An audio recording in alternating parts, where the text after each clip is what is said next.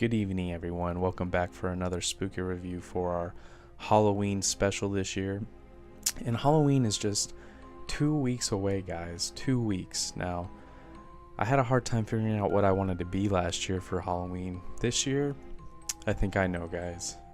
I think I'm going to be Van Helsing. And not the Hugh Jackman Van Helsing, but like the more true to the book Van Helsing, an old man. I'll show you guys later. But anyways, tonight's movie review is Mystery of the Wax Museum. This film came out in 1933 and it was directed by the great Michael Curtiz.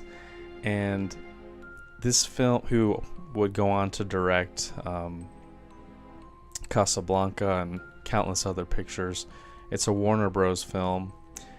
And it's, interestingly enough, 1933, it was filmed in Technicolor, but a different way of Technicolor. It's called two-strip Technicolor.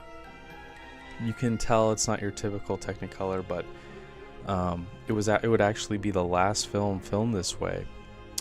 And it was also filmed in black and white, but it was thought that the Technicolor version had been lost. It was lost for years and years until eventually, when Jack Warner died, this version, the Technicolor version of Mystery of the Wax Museum, was found in his personal collection, and that's the version that I was able to watch. It was great.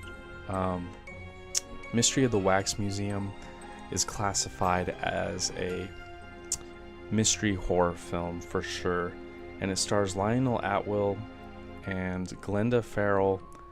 Also a appearance of Wray.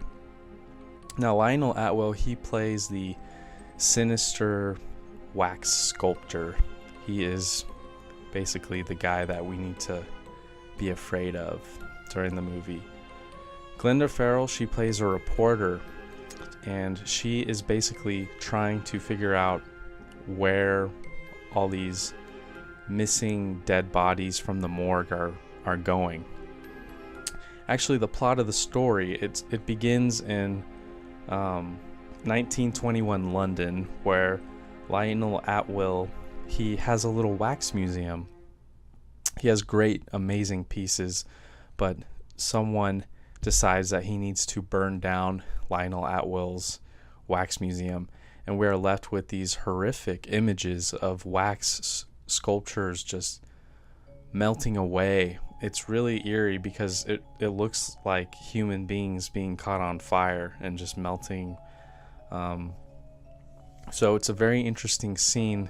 His wax museum full of figures of Joan of Arc and Marie Antoinette are just gone forever because of this fire. So we fast forward then to 1933 New York, and Lionel Atwill apparently is at it again. He has a new collection in New York, and he's unable to make the sculptures himself, but he has a creepy deaf person making them for him. And the reason why he can't make the sculptures is because he's been burned in his hands. So Glenda Farrell, she's a reporter. She's trying to figure out where these missing bodies from the morgue are going, because they're just disappearing. And she is able to find out some connection to this wax museum, to this creepy old man. So it's pretty much a mystery. And the reporter, she is a pretty good comic relief, I must say. Glenda Farrell was definitely good at that. Atwill, he's recreating pretty much all his works that we had seen earlier in the film. He's trying to recreate like the Joan of Arc, but he's missing one piece, and that's Marie Antoinette. And this is where Wray comes into the picture. She apparently is the spitting image of Marie Antoinette. So Lionel Atwill, when he sees her, he becomes obsessed with her. He obviously wants her to be part of his wax collection. Throughout the course of the film, we start to see glimpses of this grotesque man who has his face is just melted away. He looks like a burn victim to the extreme because his face is so disfigured. But the mystery is, who is this man? And we see him creeping around, stealing bodies from morgues. Who is this person? So that's definitely creepy, especially when Glenda Farrell finds herself in a basement and he's walking around and she's trying to hide from him. It's definitely worth seeing this film. If you haven't seen it, I'm going to talk about the ending a little bit. So come back to the review if you haven't seen it yet. So the ending of the film, things get crazy. When Wray shows up to his place, his laboratory where he makes the sculptures, she gets freaked out and she hits Lionel Atwill in the face, and his face collapses. His face was apparently wax, and we see the disfigured, burned victim man who was just creeping around throughout the whole film. So that's the mystery solved, is that Lionel Atwill was actually this scary person. It's interesting that this movie uses a burned person and a deaf person to really put fear into people, because when the deaf person speaks, it does scare Fayray's character. So that was interesting to see that they decided to do that. The settings are great. It's very creepy. And as I said, the finale, it was definitely shocking, but the ending was very abrupt. It was too abrupt in my opinion. He's shot and then he just falls into a big pit of hot wax and dies. But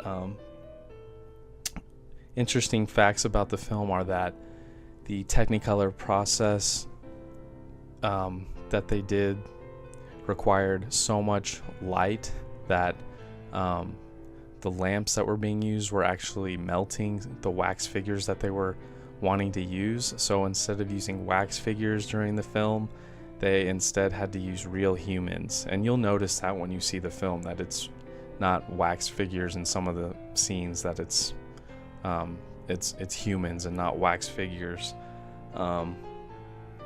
And the laboratory set was recycled from the film Dr. X, which was also directed by Michael Curtiz.